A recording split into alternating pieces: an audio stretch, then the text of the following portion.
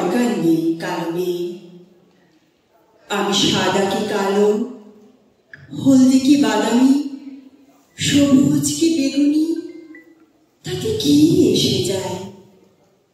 ধরে নাও আমার কোনো বর্ণ নেই, আমি গোত্রহীন। বলা যায় আমি শুধু একটি কণ্ঠস্বর, যা মিশে থাকে কালো কালো অরণ্যের লতা পাতায়, ঝিলের টোল খাওয়া পানিতে, হরিণের মুখ রাখার ভঙ্গিমায়, উটের গলার ঘণ্টা ধরিতে।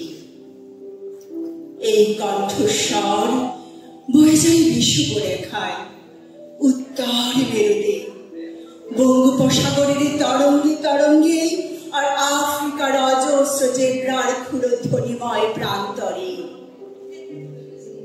কালো মেয়ে, তুমি যতই কালো হও, তোমার সত্তায় আমি দেখেছি গির্জার মোমবাতির আলোর মতো আভা। সেই আভাকে প্রগতি জানায় কণ্ঠস্বর।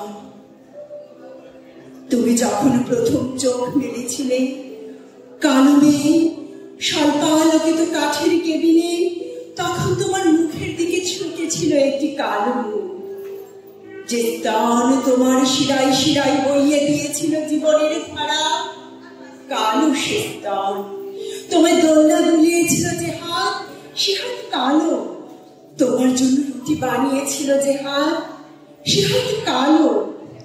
তোমার হাতে প্রথম কাঠের পুতুল তুলে দিয়েছিল যে হাত, বড় স্নেহাদ্র, বড় কালো সে হাত।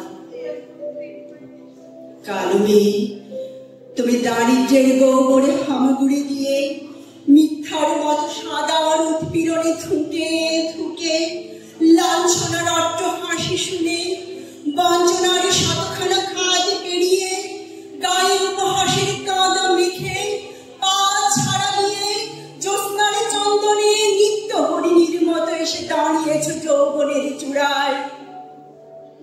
তোমার বরকে ওরা ঘর ছাড়া করেছে, ওর কালো মখমলের মতো কণ্ঠস্বর ওরা স্তব্ধ করে দিয়েছে। তোমার কানে কোনদিন আর গুঞ্জরিত হবে না তার দ্বারা ছোচিত গান। কিন্তু কালো মেয়ে, তরমুজের মতো তোমার উদরে মাসের পর মাস বেড়ে উঠেছে ওর সন্তান। যেদিন তোমাদের দুজনের সন্তান ওর অস্তিত্বে ঘোষণা করবে প্রথমবার, সেদিন সূর্যোদয় গালিচা বিছিয়ে দেবে তার উদ্দেশ্যে। গান গিয়ে উঠবে রং বেরঙের পাখি, গাছপালা করতালি দিয়ে মুখর করে তুলবে 10 দিন।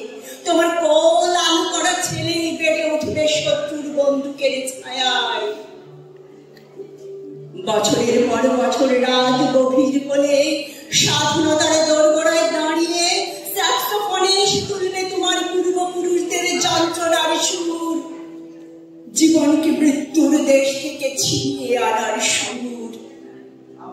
তোমার প্রসিদ্ধ মর্যাদার ক্ষতগুলো ধুয়ে সেখানে ফোটাবে সে প্রসন্ন অর্কি, সেখানে জোরালো কালো হাতে মুছিয়ে দেবে আফ্রিকার কালো হীরের মতো চোখ থেকে গড়িয়ে পড়া অশ্রুজল। ধন্যবাদ।